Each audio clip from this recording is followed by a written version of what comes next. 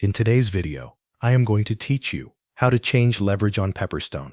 To begin, make sure you are already logged in to your Pepperstone secure client area.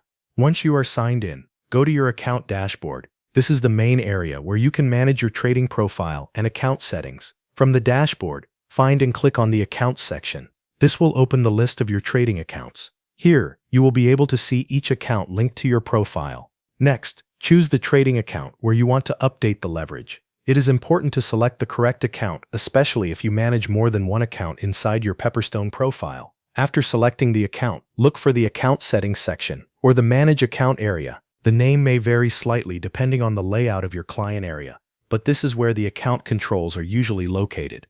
Inside that section, find the option labeled Change Leverage and click on it. This will open the leverage settings for the selected trading account. You will now see the leverage options that are available to you. Choose the leverage level that you want to apply. Make sure you select the setting that matches your trading preferences and risk management plan.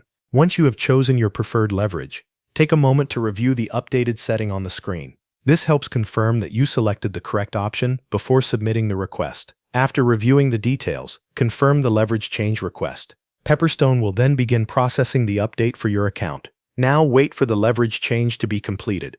In many cases, this happens quite quickly, but processing time can vary depending on the account type or the system status at that moment. When the update has been processed, refresh your account details in the Secure Client area. You can also reopen your trading platform to check that the new leverage has been applied successfully. If the updated leverage appears correctly in your account information, then the change is complete. Your trading account will now use the new leverage setting you selected. Be sure to verify the final setting before placing any new trades, so you are working with the correct margin requirements and exposure level. That covers everything you need to know. Thanks for watching.